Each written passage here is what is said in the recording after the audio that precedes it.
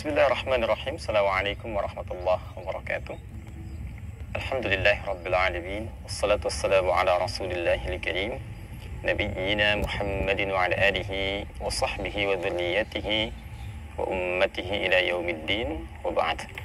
Saya ahbaballahi wa ahbab rasulihi sallallahu alaihi wasallam, usi nafsi wa iyyakum bitaqwallahi faqad fazal muttaqun fala tamutunna illa wa antum muslimun. فقال تعالى يا أيها الذين آمنوا اتقوا الله حق تقاته ولا تموتن إلا وأنتم مسلمون.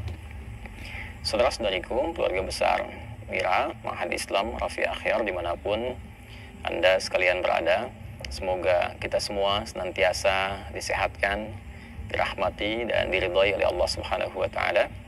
Alhamdulillah, hari ini kembali kita meneruskan kajian pembuka kita, masih di bagian topik yang kedua dalam pembahasan pokok-pokok keislaman. Setelah kita sempurnakan bagian pertama, penguat syahadatain dalam wujud ilmu akidah, ilmu tauhid, dan saya menyarankan kembali agar teman-teman yang baru bergabung bisa melihat kembali video atau rangkuman tayangan kita yang telah membahas paket pertama tentang pokok-pokok menguatkan akidah, kekuatan, keimanan, pondasi kita untuk mendekat pada Allah Subhanahu wa Ta'ala, yang telah disampaikan setidaknya lebih daripada 60 video di akun Mira khusus ya, telah kami siapkan. Kemudian kita juga telah masuk kepada pembahasan pertama dan kedua terkait dengan topik yang kedua, yaitu amalan pokok pertama, sholat setelah pondasi iman kita kuat. Kita telah bahas tentang amalan-amalan pra-sholat, pengondisian menuju sholat yang khusyuk, kemudian proses sholat dari mulai bacaan, kemudian juga gerakan sampai dengan hikmahnya. Dan kita juga telah memasuki bagian pelengkap di bab sholat yang mukaddimahnya telah disampaikan di pertemuan yang lalu. Ingin kita ingatkan bahwa amalan pasca sholat disebut oleh Al-Quran, diisyaratkan dengan nama zikir untuk memberikan kesan bahwa amalan pasca sholat ini melengkapi konektivitas kita dengan Allah Subhanahu wa Ta'ala pasca sholat. Diharapkan orang-orang yang telah selesai menunaikan sholat bila merasakan belum tersambung dengan Allah sepenuhnya, sehingga potensi untuk mendapatkan himpunan rahmat Allah dengan sempurna, perhatian, perlindungan, jawaban dari doa, pemberian ketenangan, dan aspek-aspek lainnya, semua diharapkan terkumpul dengan maksimal, dengan sempurna, dengan adanya konsentrasi kita yang penuh terhubung dengan Allah Subhanahu wa Ta'ala. Nah, kita akan masuki pada bab yang kedua setelah kita bahas jembatan pemahaman kita tentang mengapa disebut dengan zikir, kenapa menjadi amalan penyempurna, juga terkait dengan amalan yang pertama dihisab saat kembali kepada Allah Subhanahu wa Ta'ala di akhirat kelak, seperti yang telah kami sampaikan di pertemuan yang lalu. Karena waktu kita terbatas saat ini, saya akan langsung saja pada amalan-amalan spesifik apa yang dibaca dalam zikir pasca salat, kemudian bagaimana cara membacanya, lalu seperti apa dalilnya dan seperti apa hikmahnya. Ini yang coba kita akan spesifikkan di pertemuan kita kali ini. Teman-teman sekalian, waktu kita sangat terbatas untuk hari ini karena saya juga masih berada di luar kota. Untuk menepati janji, kita tetap ta'lim sepanjang kita mampu untuk bisa melakukannya. Hanya sampai jam 6 lewat 15 menit kita akan berada di pertemuan subuh kali ini waktu Indonesia bagian Barat. Baik, kita langsung saja pada amalan pertama. Apa yang dilakukan setelah selesai kita menunaikan sholat dan ditutup dengan salam. Ingat ya, amalan pokok sholatnya ketika ditunaikan dibuka dengan takbir, kemudian ditutup dengan salam. Jadi kalau sudah dibuka dengan takbir, artinya sholat sudah dimulai, ya kan? Bersamaan dengan kita bertakbir, kita berniat, ya, kemudian ditutup dengan salam, assalamualaikum warahmatullahi wabarakatuh, assalamualaikum warahmatullahi wabarakatuh. Misal setelah selesai kemudian itu, nah amalan pokok sholat itu selesai. Jadi yang sebelum takbir itu pra sholat. Yang pasca salam, ya, setelah salam itu pasca sholat. Jadi amalan pokok sholatnya dibuka dengan takbir, ditutup dengan salam. Sebelum takbir itu amalan pra sholat yang mengondisikan supaya sholatnya khusyuk. Jadi kalau kita ingin sholatnya khusyuk, maka yang dipelajari amalan pra sholat. Itu ingat baik-baik gitu ya. Maka di situ nanti ada pengondisian seperti bagaimana memahami iqamat, bagaimana memahami adzan sebelumnya, bagaimana mengondisikan diri kita supaya bisa kita nikmat dalam sholat. Itu pra sholat. Saat ditunaikan dengan harapan mengetahui pra-sholat ini, ketika menunaikan sholat maksimal kita bisa sholat. Ya, namun kan setannya tidak diam. Kadang-kadang kitanya sudah berusaha 100% baru takbir, ya padahal tangan sedang angkat, buang urusan dunia ke belakang, gitu kan, pasrahkan kepada Allah. Hanya setan berkata, kan kata Nabi, udhkur kata, ingat ini, ingat itu, kata setan tuh. Ini hadisnya sahih, ya. Jadi kalau kita mau ambil agak lengkap dari awalnya, itu kan, qala atau kama qala Rasulullah sallallahu alaihi wasallam atau bima ma'na idza udzina fa farra syaitanu wa alaihi duratun. Kalau azan berkumandang setannya lari. Ya, sambil terbirit-birit gitu kan. Makanya kalau adzan berkumandang kan kadang-kadang kita fokusnya langsung teringat ya, dalam hati kita mengatakan sudah adzan gitu kan. Hampir tidak ada godaan tuh kalau adzan sedang berkumandang. Tapi ketika selesai adzannya, fa'ada syaitanu, ya, kemudian setan itu balik. Makanya kadang-kadang terjadi setelah selesai adzan itu ada kalimat-kalimat tenang aja baru adzan, belum qomat ya. Nah, itu sangat menarik sekali. Nanti demikian ketika qomat juga seperti itu tuh. Ya, dia pergi mendengar, setan tuh nggak enak. Ya, dia tuh merasa bising kalau dengar suara adzan, suara qomat, orang baca Quran itu. Makanya kalau ada orang-orang misalnya sedang gelisah, ya sedang kena was-was setan, dibaca Quran itu jadi tenang karena pergi tuh. Ya, ini secara spiritual ya, dia pergi. Ya, setan tuh pergi, merasa panas dan seterusnya. Kalau kita berwudu juga dia nggak suka ya. Nah, setelah selesai iqamat, dia balik lagi tuh. Makanya ketika kita akan takbir, kondisi kita seakan nyaman tuh. Tapi begitu kita sudah bertakbir, idza kabbara, perhatikan hadisnya. Faqala syaitanu, maka setan mulai menjalankan misinya. Ya, dia berkata, udhkur kata, kamu ingat ini ya, ingat itu. Karena itulah seringkali terjadi ketika seseorang mulai bertakbir Allahu Akbar, apa yang tidak ingin dia ingat itu bisa ingat. Itu semua orang sholat pada umumnya gitu ya, pada umumnya selain tentunya Nabi dan Rasul ya, dan orang-orang soleh tertentu ya, itu pada umumnya mengalami itu.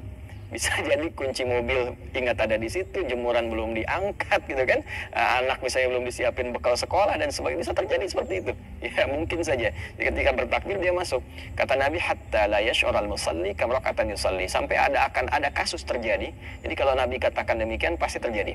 Akan ada kasus terjadi, bahkan orang sholat lupa rakaat, berapa rakaat dia sedang menunaikan sholatnya. Itu kalau Nabi katakan demikian pasti terjadi. Nah, dalam kasus ini, walaupun seseorang berusaha menyiapkan dirinya sebelum sholat dan terjadi hal demikian, artinya dimungkinkan saat sholat sampai dengan salam 100% khusyuk itu mungkin boleh jadi belum tercapai. Karena itu para ulama ada yang mendefinisikan khusyuk bukan 100% fokus ya, tapi ketika ada bagian dari diri kita dalam sholat bisa terkoneksi dengan Allah. Nah, ada yang mendefinisikan demikian. Bahkan ada yang menilai khusyuk itu sebelum sholat. Jadi kalau dia udah ingat sholat pun itu sudah khusyuk, ada yang demikian. Ya, tapi kalau kita gabungkan keseluruhannya, idealnya adalah dari mulai takbir sampai dengan salam kita terhubung dengan Allah. Tapi karena ada bagian-bagian tertentu yang kadang tidak terhubung, maka dilengkapi pasca sholat. Setelah kita salam, maka dilengkapi dengan amalan-amalan pasca sholat. Karena itulah amalan pasca sholat dinamai oleh Allah dengan nama yang sama dengan nama esensi sholat. Esensi sholat itu kan zikir ya, seperti saya sampaikan kemarin di Quran surah ke-20 Taha di ayat ke-14. Innani anallahu la ilaha illa ana fa'budni wa aqimis salata li dzikri. Sungguh saya tegaskan, saya adalah Allah, kata Allah. La ilaha illa ana, nggak ada Tuhan yang layak dipertuhankan kecuali aku, kata Allah. Fa'budni, maka kalau engkau komitmen menuhankan aku, sembah aku. Caranya bagaimana? Wa aqimis salata li dzikri.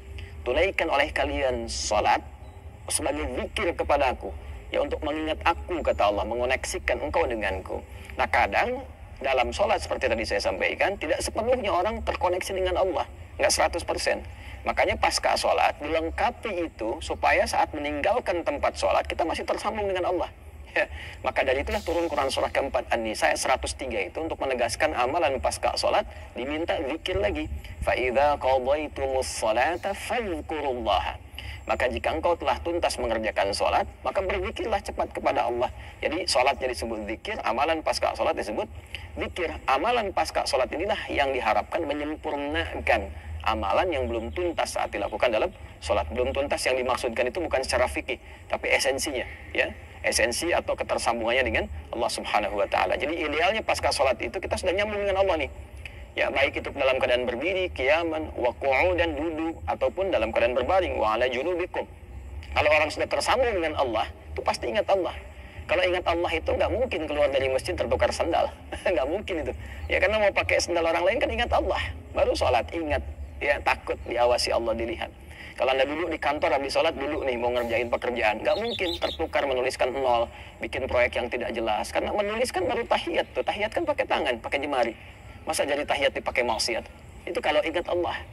Itu spiritnya. Nah, keberkahan itu yang menjadikan doa cepat terjawab. Kita dilindungi oleh Allah Subhanahu wa taala. Nah, sekarang amalan apa yang harus kita lakukan untuk menutup dan menyempurnakan hal-hal yang boleh jadi tidak maksimal ketika menunaikan sholat? Baik, maka kita akan rinci petunjuknya langsung dari Nabi Sallallahu Alaihi Wasallam. Saya sebelum masuk ke situ, saya ingin ingatkan bahwa teman-teman, ini amalan sangat penting. Saking pentingnya Al-Quran mengisyaratkan, jangan tinggalkan. Kan? Sekalipun kita mesti mengerjakan itu dalam keadaan buru-buru. Ya, dalam yang dimaksud buru-buru ini ada pekerjaan yang lain. Selepas sholat misalnya harus segera bergegas untuk berangkat ke kantor, ya, atau mengerjakan yang lain. Ya kata Quran tuh sambil jalan juga, kenapa nggak bisa dikerjakan? Berdiri itu kan artinya bangkit. Anda berjalan, sambil berjalan lakukan itu. Kalau ada yang santai sambil duduk. Kalau nggak bisa duduk sambil berbaring. Kalau sampai ke tahap berbaring itu diminta tetap kita melakukannya, artinya amalan ini penting.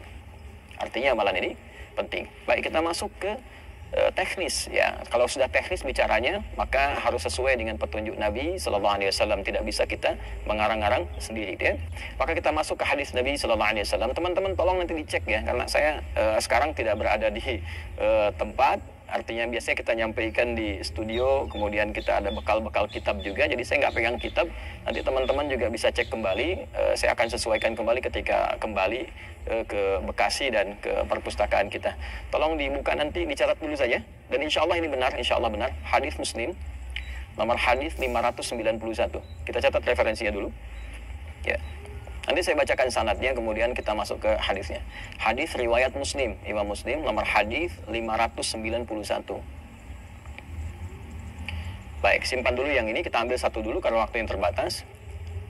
Riwayatnya dari sahabat Thauban bin Bajdad, ya. Ba, jim, dal, ya. Thauban, itu populer, viral sekali sahabat Nabi mulia ini. Nanti saya ceritakan ya siapa beliau. Dari sahabat Nabi Thauban bin Bajdad radhiyallahu taala anhu, atau dikenal dengan Thauban an-Nabi. Thauban yang sangat dekat dengan Nabi sallallahu alaihi wasallam. Saya bacakan hadisnya dulu, baru kita nanti ngaji sanadnya, kemudian ke matannya. Qala al-muhadditsu, berkata riwayat hadis yang menyampaikan kepada kita, an Thauban bin Bajdad radhiyallahu taala anhu. Hadis riwayat Thauban an-Nabi, asistennya Nabi atau maula Rasulullah sallallahu alaihi wasallam radhiyallahu taala anhu. Untuk Thauban, qala, beliau mengatakan, kana an-nabiy sallallahu alaihi wasallam, adalah kebiasaan Nabi sallallahu alaihi wasallam, idzan sarafa min salatihi, apabila beliau telah selesai menuntaskan salatnya. Idzan sarafa min salatihi, apabila beliau telah selesai menuntaskan salatnya. Saya tidak bisa menuliskan karena hari ini tidak ada perangkat, tapi teman-teman yang mendengar bisa mengulang kembali, kemudian Anda mencatat. Insya Allah seperti saya sampaikan, kita nanti buat resume ya. Nanti teman-teman kalau saya bacakan hadis, kita tuliskan, nanti Anda kemudian menerima dan dilihat kembali. Idzan sarafa min salatihi, ditulis ya, supaya nanti menyesuaikan. Apabila beliau telah menyelesaikan salatnya. Istaghfara thalathan, maka beliau memulai dengan beristighfar 3 kali. Saya ulangi dari awal. Kana Nabi sallallahu alaihi wasallam, adalah kebiasaan Nabi sallallahu alaihi wasallam, idzan sarafa min salatihi, jika beliau telah menuntaskan salatnya, istaghfara thalathan, beliau beristighfar sebanyak 3 kali. Wa qala, kemudian beliau mulai berdoa. Doa pembukaan ya. Allahumma antas salam. Sudah? Allahumma antas salam wa minkas salam tabarakta ya dzal jalali wal ikram.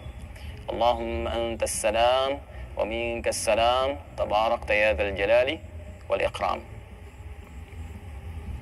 Kalau kita mau pakai syarahnya sedikit, wa qala al-Waqidi kaifa kana istighfaru Rasulillah sallallahu alaihi wasallam, dan berkata Imam Waqidi bagaimana atau bertanya mewakili bagaimana cara istighfarnya Rasulullah sallallahu alaihi wasallam. Faqala, maka dijawab, ya, astaghfirullah, astaghfirullah. Maka beliau menyampaikan contoh yang pendeknya, astaghfirullah, astaghfirullah.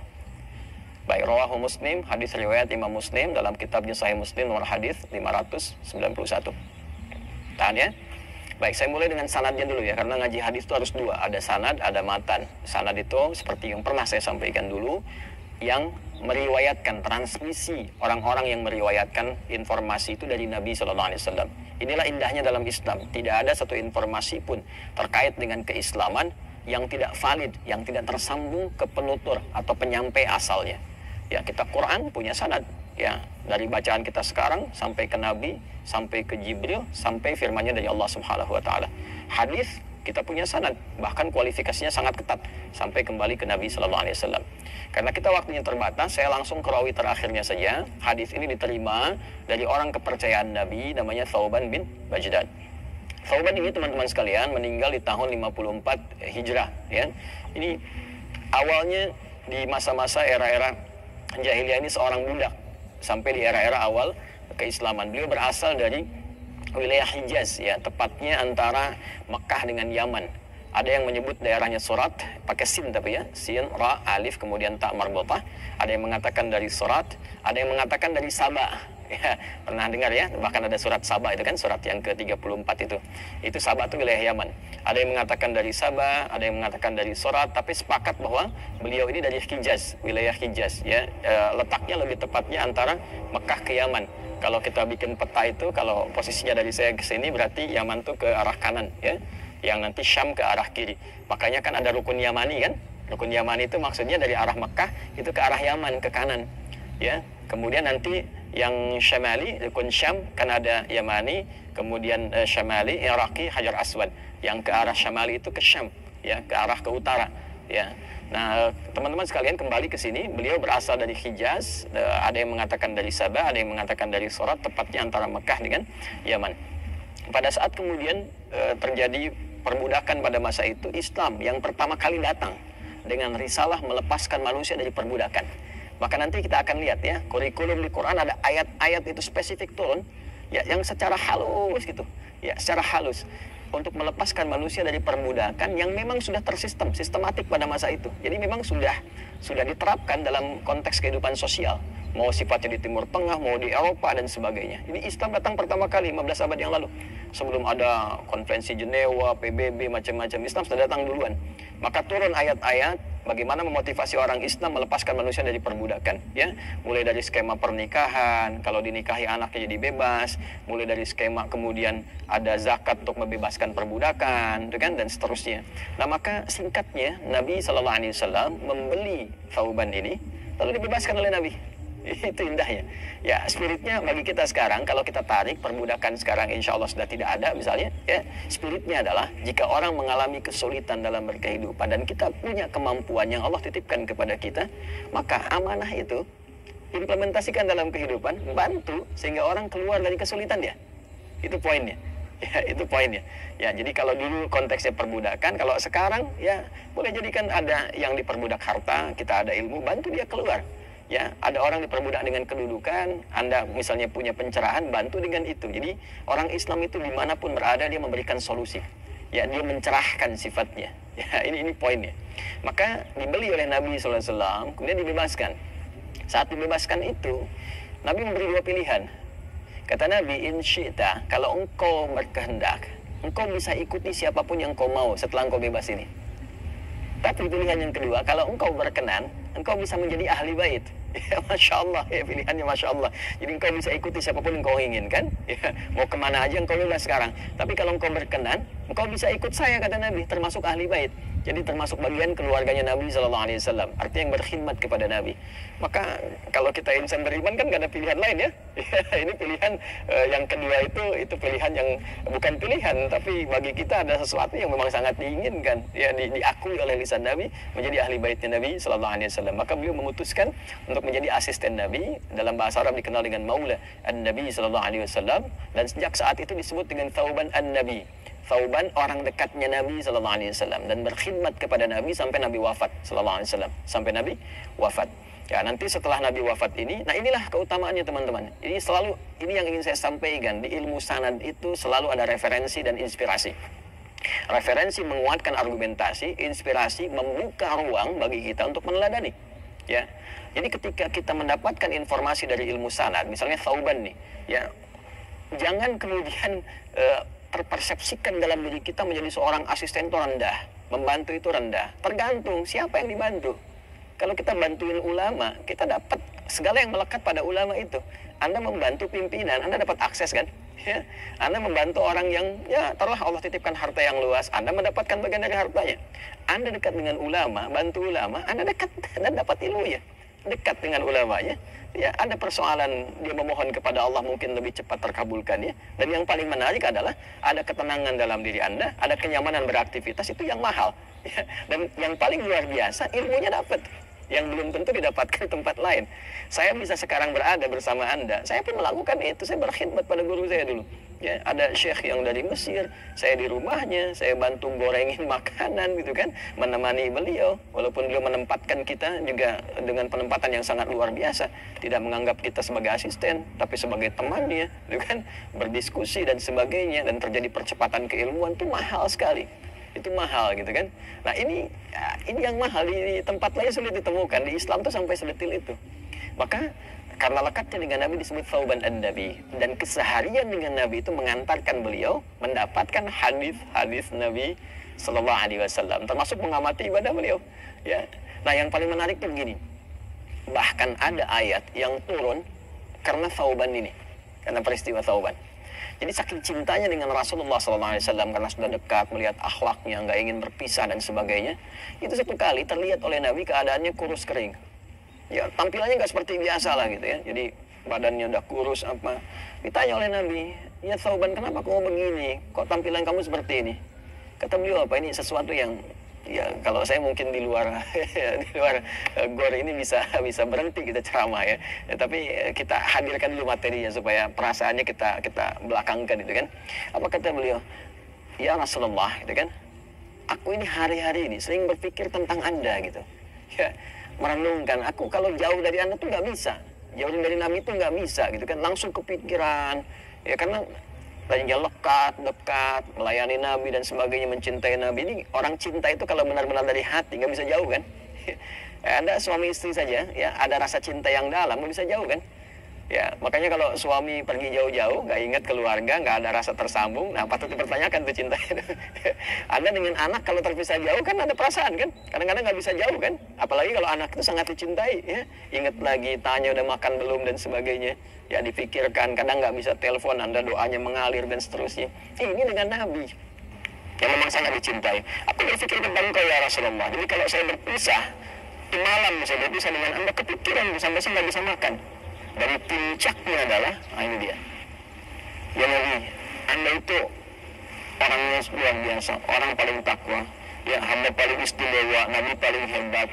Saya berpikir status Nabi kan di akhirat pasti tinggi. Sedangkan saya siapa katanya? Saya cuma orang biasa, cuma bantu Nabi. Nabi di hadapan Allah begitu tinggi. Saya di dunia alhamdulillah bisa melayani Nabi, tapi saya takut di akhirat tidak berjumpa dengan Rasulullah SAW. Karena terpisah kita karena status Anda yang tinggi itu. Ya, itu yang menjadikan beliau itu sulit makan dan sebagainya. Ini takut berpisah dengan Nabi saat kemudian kembali ke akhirat. Maka dari itulah turun Quran surah keempat An-Nisa ayat 69. Asalnya dari sini. Ya, Quran surah keempat An-Nisa ayat 69. Wa may yuti'illaha war rasulah ya fa ulaika ma'al ladzina an'ama Allahu 'alaihim minan nabiyyin was-siddiqin wasyuhada'i was-salihin wa hasuna ulaika rafiqa. Baik, turun ayat A'udzubillahi minasyaitonir rajim. Bismillahirrahmanirrahim. Wa may yuti'illaha war rasulah. Ya, Allah langsung menjawab siapapun pakai man tuh, ya. Itu secara personal tapi bentuknya luas. Ya kata Allah siapapun. Yuti'illah wa rasulah, yang konsisten mampu menaati Allah dan Rasulnya. Faulaika, masya Allah, yang tadinya bentuk tunggal tapi sifatnya jama, kemudian jawabannya diberikan bentuk jama. Faulaika. Nah, ini isyarat. Ya, isyarat. Isyarat itu maksudnya apa? Walaupun ayat ini menjawab tentang kebirisan Thauban, tapi maknanya diberikan kepada semua umat Muhammad sallallahu alaihi wasallam. Karena boleh jadi Allah tuh Maha tahu. Yang berpikir begitu bukan Faudan aja. Kita pun sekarang mungkin kepikiran begitu. Ya, maka sebelum kita bertanya, Allah sudah menjawab. Maka siapapun, bukan hanya Faudan. Ya kata Allah, siapapun yang konsisten menaati Allah dan Rasulnya, faulaika, maka mereka semuanya ma'alladzina an'ama Allahu 'alaihim minan nabiyyina was-siddiqina wasyuhada'i was-salihin, akan dipersatukan di surga nanti, ya bahkan dengan semua nabi yang pernah bertugas di bumi. Jadi kalau kita konsisten untuk meningkatkan ketaatan, karena fi'il mudhari itu mengandung makna konsistensi dan selalu naik sifatnya, ya selalu naik, dijaga terus, ya bukan turun, itu tidak begitu, terus naik, konsisten dari sekarang, kemudian yang akan datang terus jaga sampai meninggal dunia. Kita konsisten berusaha menaikkan ketaatan kepada Allah dan Rasulnya, faulaika, maka siapapun mereka, dimanapun mereka berada, ma'alladzina an'ama Allahu 'alaihim minan nabiyyina was-siddiqina wasyuhada'i was-salihin wa hasuna ulaika rafiqa, mereka akan dipertemukan, ditempatkan bersama seluruh nabi, bahkan seluruh nabi yang bertugas di bumi. Faulan berharap berjumpa dengan Rasulullah, Allah kasih hadiah. Bukan hanya Rasulullah, semua nabi yang pernah bertugas di bumi, kamu berpeluang untuk bisa berkesempatan bercengkrama dengan mereka semua. Wasiddiqina, dan orang-orang yang jujur. Nah ini dia, yang ketiga terakhir, itu amalan kita. Kalau kita tanya bagaimana menaati Allah, tiga yang bisa bertemu dengan satu golongan para nabi itu. Ya, wasiddiqina, satu orang-orang yang jujur, yang beraktivitas benar di bumi untuk menaati Allah. Jadi kalau Anda menjadi birokrat, jadi birokrat yang jujur, ya kan? Anda misalnya bisnis yang jujur, jangan menipu, jangan riba, jangan macam-macam, gitu kan? Kalau Anda misalnya jadi diplomat, ya diplomasi yang jujur. Kalau Anda misalnya di TNI, di Polri, ya atau juga sebagai guru dan sebagainya, jadi guru yang jujur, dan semua dilakukan untuk menaati Allah. Jadi kejujuran itu, kebaikan dipraktekannya selalu ketaatan kepada Allah dan Rasul. Bukan hanya tuntutan pekerjaan. Saya tanya pada Anda nih, ketika Anda benar dalam bekerja, karena tuntutan pekerjaan itu dilakukan karena Allah dan Rasul sebagai ibadah. Ya, kalau karena pekerjaan saja dapat dunia. Tapi kalau Anda lakukan untuk menaati Allah dan Rasul, dapat keduanya. Jadi akhirat dapat, dunia ikut. Itu konsepnya itu kan dalam kan? Ya, sama-sama profesional ya, tapi nilainya tinggi di hadapan Allah, itu yang mahal. Ya, itu yang mahal. Nah, itu satu. Kemudian wasiddiqina wasyuhada, orang-orang yang syahid di jalan Allah Subhanahu wa taala. Syahid banyak sekali nanti tingkatannya. Jadi ada syahid tertinggi yang berjuang di area militer ketika ada tuntutan, ya enggak sembarangan itu. Makanya nanti keputusannya di tangan kodi, apakah berangkat atau tidak dan sebagainya, bagaimana prakteknya, persiapannya bagaimana, nggak bisa orang tiba-tiba mutusin. Ya karena levelnya tinggi. Nanti yang setara dengan itu di bawah sedikit tapi bisa setara, bisa di atasnya. Kalau kondisi jihad militer tidak ada, maka yang ini naik ke atas urutan pertama, yaitu jihad pengetahuan. Ya, makanya kalau teman-teman mengira ini nanti serius, bagus, dilihatkan sebagai ibadah, itu masuk kualifikasi surah At-Taubah, surah 9, ayat 122, yang sering saya bacakan. Nanti ada kualifikasinya. Ntar kalau kelas offline ya, kelas offline kita ngaji, secara spesifik kita akan bahas itu terperinci. Ya, secara terperinci. Kemudian, wassalihin, orang-orang saleh. Nah, saleh ini nanti banyak lagi amalannya. Nah, amalan yang mengiringi kesalehan atau disifati sifat saleh disebut amal saleh. Makanya kalau kita ingin bersatu dengan Nabi SAW di akhirat kelak, dengan para nabi, syuhada, siddiqin, nanti keluarkan juga semua jenis amal saleh yang ada di Quran itu, keluarkan. Nah, kalau mau lebih spesifik misalnya ada apa ayat-ayat tentang surga, keluarkan jadi amalan di bumi, bikin kurikulum, itu yang meninggal. Ya, sebenarnya itu konsisten. Dan apapun profesi dia bisa mengerjakan itu. Ya, karena umat Nabi itu dari sejak zaman sahabat nggak ada yang sampai profesi. Misalnya pedagang, nggak ada yang begitu. Pedagang yang pebisnis kan Abu Bakar Siddiq, Abdurrahman bin Auf, Utsman bin Affan, radhiyallahu ta'ala anhum jami'an. Tapi kan ada yang birokrat, ada yang jenderal. Yang jenderal nggak ada. Khalid bin Walid siapa beliau? Kan? Ya, kan kita kenal cuma Khalid bin Walid kan? Ya, nanti ada lagi kan banyak lagi ke bawahnya itu. Ya, ada 38 panglima yang sangat hebat di era Nabi SAW. 12.000 sahabat, profesinya banyak, dan 38 panglima itu di militer, belum di birokrasi, di diplomasi. Amr bin As diplomasinya hebat sekali. Ke Afrika Utara dari Mesir, berakhir di Syam. Setiap yang dilewati Muslim semua, berubah jadi Islam, dan dahsyat maju semua. Jadi setiap singgah di setiap tempat, masyarakatnya masuk Islam, dan hebatnya itu tidak ada paksaan. Dan hebat lebih dahsyatnya lagi adalah berubah kemudian maju kotanya. ya jadi maju, jadi mercusuar, jadi ya luar biasa lah. Sampai era setelah itu pun ketika itu diwariskan, Musa bin Nusayr ketika jadi gubernur di Afrika Utara, itu Afrika Utara itu ini provinsi loh teman-teman. Ini kayak Spanyol itu provinsi, Yaman provinsi, Syam itu sekarang 4 negara, ya kan? Libanon, Syria, Palestina, Jordania itu provinsi ya. Dan Afrika Utara itu provinsi. Ya, ketika di Afrika Utara kan Mesir, ya, ada Tunisia, Aljazair, Maroko, gitu kan. Ya itu provinsi dulunya. Ya, dia punya panglima namanya Tariq bin Ziyad. Tariq bin Ziyad ini teman-teman sekalian, nanti yang didatangi gubernur Musa bin Nusayr, kedatangi nanti utusan ya meminta suaka dari Andalusia, sekarang Spanyol, Iberia itu antara Spanyol dengan Portugal, datang minta suaka dan minta bantuan untuk membebaskan dari kekejaman ya penguasa pada masa itu. Ya di area Iberia itu dibantu. Tariq berangkat ke sana untuk membantu warga Iberia, kan wilayah Spanyol, Andalusia dikenalnya, dan dikirimkan 10.000 pasukan berangkat ke sana. Ya, dan itu sangat monumental sampai sekarang. Selatnya dikenal dengan Selat Gibraltar. Teman-teman tahu kan? Ya ketika dibawa ke Spanyol pun, apa yang terjadi di Spanyol? Ya di Andalusia tepatnya, jadi peradaban kan, 7 abad loh itu. Itulah dahsyatnya Islam. Itulah dahsyatnya Islam. Jadi kalau kita praktekkan benar-benar menjadi orang-orang yang baik, bekerja dimanapun, amalnya apapun, itu selain memiliki hasil dunia, dan itu tinggi nilainya di hadapan Allah ketika pulang. Ya, dan minimal kalau Anda ingin seperti itu, wahasuna ulaika rafiqa, cari teman-teman yang begitu. Itulah teman terbaik. Itulah teman terbaik. Jadi kalau misalnya saya ingin memulai begitu, bagaimana Ustaz? Ya kata Al-Quran dijawab. Kalau ingin mencari yang seperti itu, ingin pendamping yang demikian dalam berkehidupan, kan, ingin punya teman, maka Anda sekarang lihat siapa yang bisa mengantarkan pada yang seperti itu. Dimulai misalnya dengan ceramah-ceramah, siapa ceramah yang mampu mendekatkan kepada Allah, yang memberikan pemahaman keilmuan, terus cari partner di pekerjaan, ya kalau sudah berkeluarga, memulai bareng-bareng di keluarga. Setelah itu di pekerjaan, siapa yang kira-kira sama-sama nih, kompak yang bisa saling menguatkan, bangun seperti itu. Jadi kalau kita bisa membangun demikian, ya kan, wah itu sangat luar biasa itu. Sangat luar biasa. Jadi kompak di kantor ketemu orang-orang yang hebat, ya ada yang atlet misalnya di olahraga kumpul dengan teman-temannya juga membangun ketaatan. Alhamdulillah teman-teman, ya kita implementasikan itu. Saya beri contoh misalnya, Anda jangan salah ya, sekarang atlet-atlet hebat itu nilai spiritualnya juga salah satunya di ukuran yang tinggi. Ya kita membantu di dunia olahraga, salah satunya menerjemahkan nilai-nilai keislaman.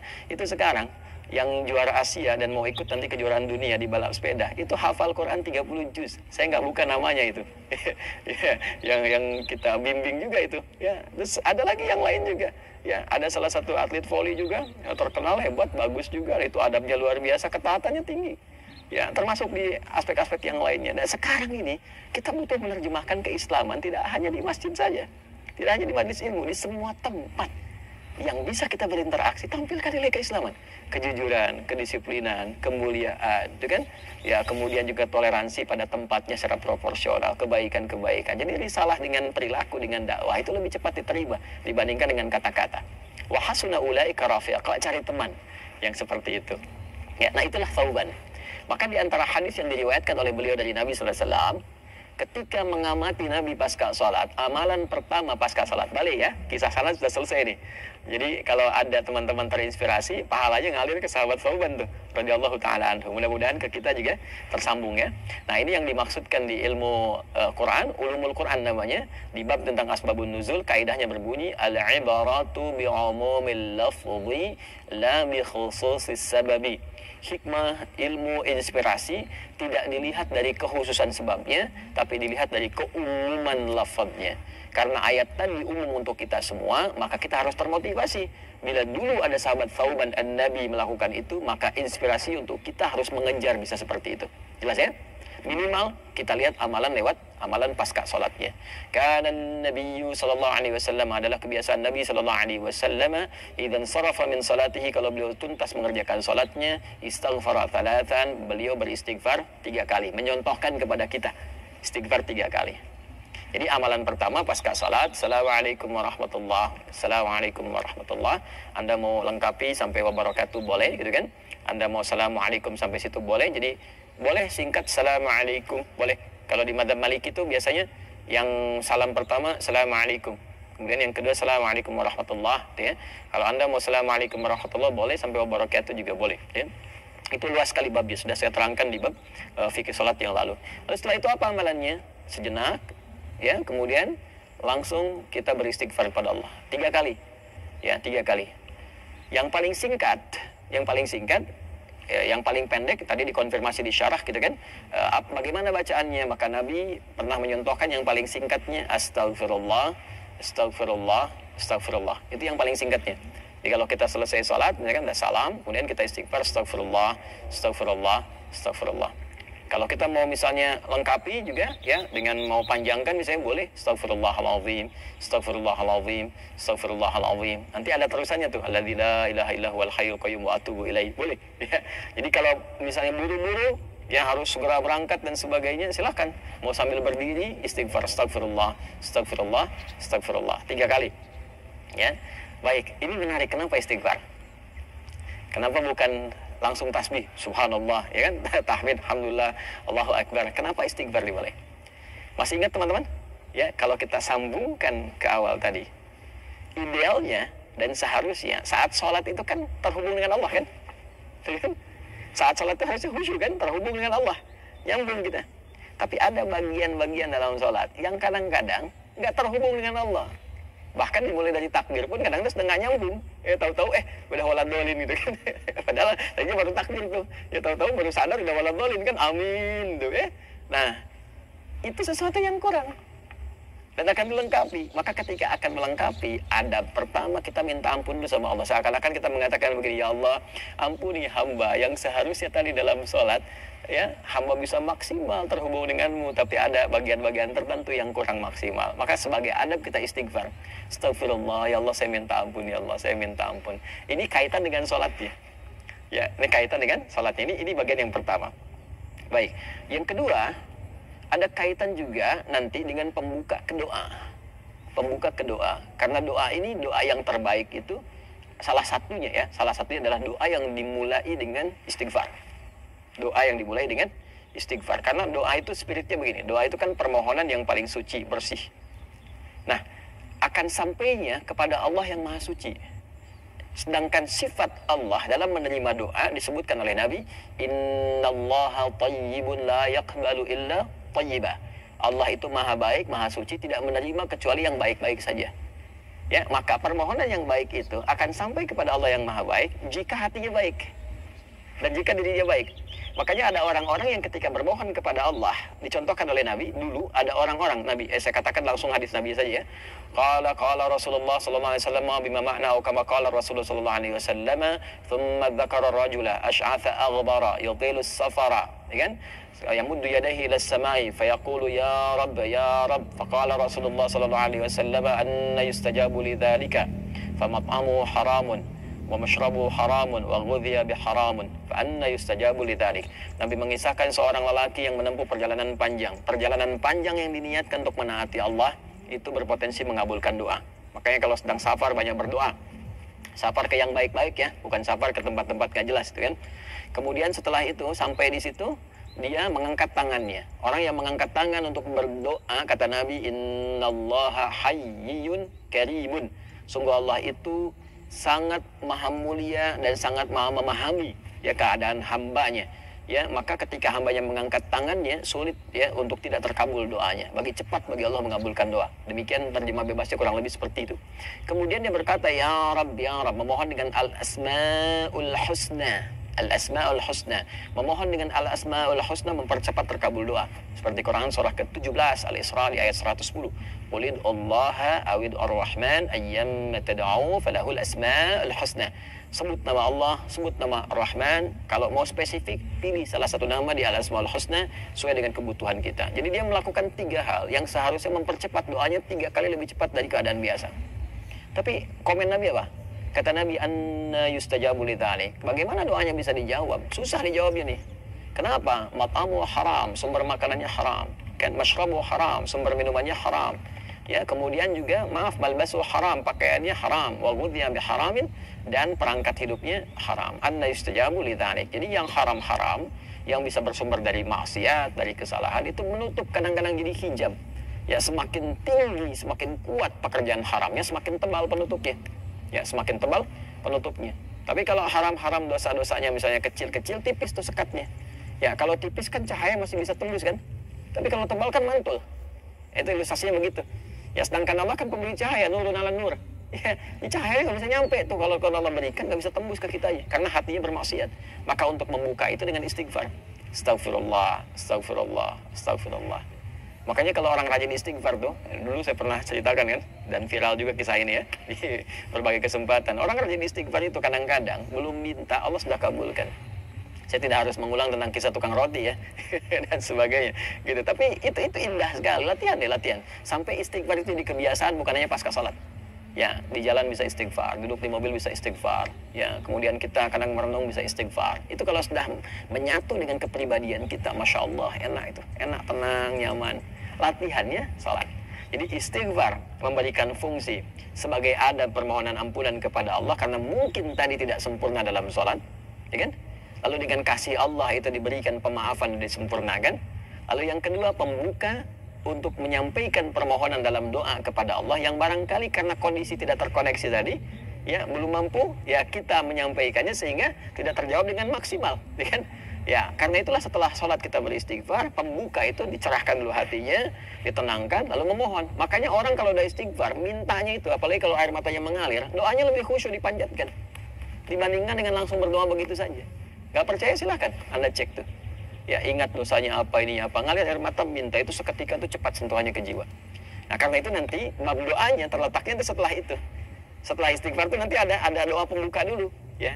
Nah, karena itulah setelah Anda berdoa, kan? Setelah Anda istighfar, ya kita istighfar, astagfirullah, astagfirullah. Kalau mau dilengkapi silakan, astagfirullahaladzim, astagfirullahaladzim, astagfirullahaladzim. Kalau astagfirullah itu yang paling pendek ya. Memahami jangan begini.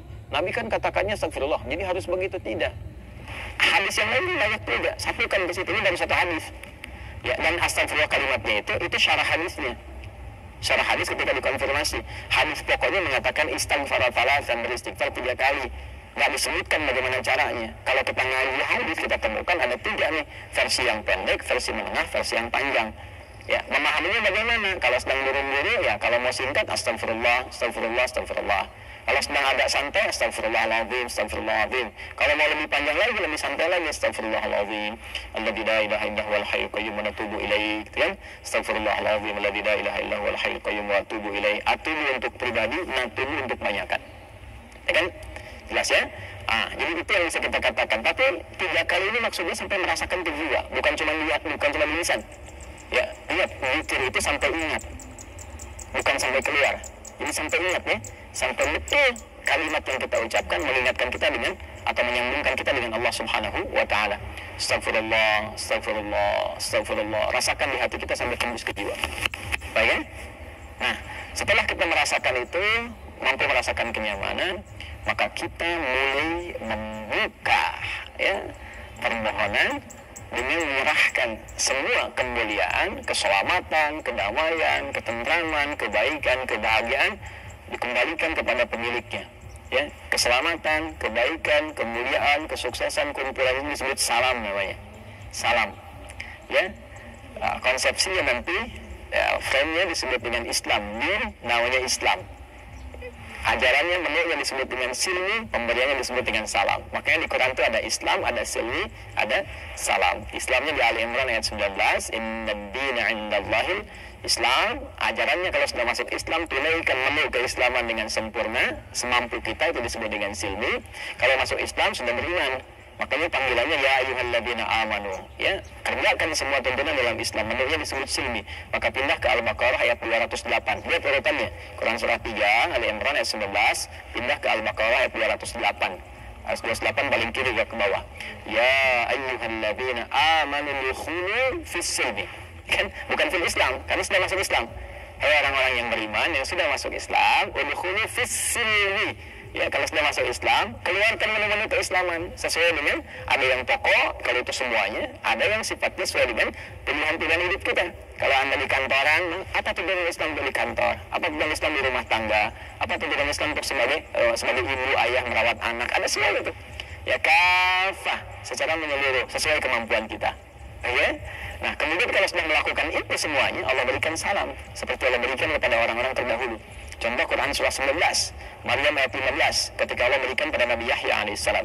Nabi Yahya itu menerima salam, wa salamun alaihi yawma wulida wa yawma yamutu wa yawma yub'atsu hayya. Allah berikan keselamatan, kebaikan, kemuliaan, kesuksesan sejak beliau kemudian lahir di dunia, berkehidupan, meninggal, di alam kuburnya diberikan itu semua, dan di akhirat pun dibangkitkan dalam keadaan yang berbahagia. Kapan itu terjadi? Baca ayat sebelumnya. Ya Yahya, khudil kitaba biquwwah wa atainahu al-hukma sabiyya wa hananan min ladunna wa zakata wa kana taqiyya wa baran biwalidayhi wa lam yakun jabbaran 'asiyya. 7 amalan dulu. Ya, makanya kalau kita maksimalkan semuanya itu, dekati Allah Subhanahu wa taala dengan kebaikan, menunaikan amal-amal saleh, maka Allah berikan salam. Maka setelah kita beristighfar, kita mohon itu semua dengan mengatakan, ya Allah, Engkau pemilik semua itu, ya kan? Dan darimu semua itu akan diberikan. Engkau yang maha mulia, maha pemberi berkah, ya pemilik segala kemuliaan, kebaikan dan sebagainya. Kita katakan Allahumma antas salam wa minkas salam tabarakta ya dzal jalali wal ikram, ya kan? Kemudian boleh juga ada sifat yang kalau kita ingin berikan sifat tambahan ya untuk kemuliaan di dalamnya, kalau kita satukan dari beberapa yang lainnya. Yang tadi kan dasar. Jadi yang paling singkat itu Allahumma antas salam wa minkas salam tabarakta ya dzal jalali wal ikram. Ini yang paling dasar, yang paling singkat. Kalau kita ingin berikan tambahan sifat dari referensi lain, kita tambahkan boleh ya dengan kalimat begini, Allahumma antas salam wa minkas salam wa ilaika ya'udus salam fa hayyina rabbana bis salam wa adkhilna al jannata daras salam tabarakta ya dzal jalali wal ikram. Ya nanti ada itu kalimat-kalimat referensi dan sebagainya. Tapi kalau mau ngambil yang paling pokok, yang paling dasar misalnya, ya karena saya pengen cepat, pengen masuk ke bab yang lain, boleh minimal yang paling pokok jangan ditinggalkan. Yang Allahumma, yang sesuai hadis tadi ya, Allahumma antas salam wa minkas salam tabarakta ya dzal jalali wal ikram. Ini dari bacaan. Apa isi, esensi dan petunjuk dari kalimat ini? Ini sebetulnya apa nih kalimatnya Allahumma antas salam ini? Kemana arahnya? Dan apa hubungannya dengan zikir selanjutnya? Itu kita akan bahas di pertemuan berikutnya insyaallah esok hari dengan izin Allah Subhanahu wa taala. Jadi kita baru sampai sini ya, baru sampai Allahumma antas salam, tapi belum selesai. Nah setelah itu ada apa lagi urutannya? Ke bawahnya ada apa lagi? Seperti apa bacanya? Seperti apa memaknainya? Dan apa hikmah yang bisa kita bawa dalam berkehidupan? Insyaallah kita lanjutkan pertemuan esok hari. Dan barangkali esok sudah kembali ke Bekasi, ke kantor Akhyar Institute, sehingga nanti juga Kamisnya kita bisa melanjutkan dengan ta'lim seperti biasa yang kita laksanakan di setiap pekan insyaallah. Teman-teman izin menyampaikan informasi sebelum menutup pertemuan kita di subuh kali ini menjelang duha, menjelang syuruk. Yang pertama, sekali lagi kami ingin menyampaikan bahwa teman-teman yang baru bergabung di Mira, silahkan berkenan untuk mengisi datanya dengan baik sesuai dengan apa yang telah dimintakan di formulir. Setelah itu mohon izin segera aktifkan akunnya sehingga bisa mengakses ya materi-materi, dan soal-soal yang saya tambahkan nanti insya Allah kita akan susulkan soal-soal untuk menguji kematangan pemahaman yang telah kita kaji bersama. Kemudian yang kedua, dari itu semua insya Allah akan segera saya ingatkan pada tim admin untuk segera memetakan profesi-profesi teman-teman yang bergabung. Kurang lebih 14.000 yang angkatan pertama itu yang telah bergabung, silahkan dipetakan, dimitigasi, sehingga dari situ nanti akan ada kelas-kelas yang disiapkan oleh kita semua untuk bisa mengarahkan ke pembelajaran offline di khusus kelas kurikulum. Ya, jadi nanti kita ada kelas pematangan materi, kelas tukar pikiran, kelas riset dan sebagainya. Mudah-mudahan Allah berikan jalan yang mudah untuk itu.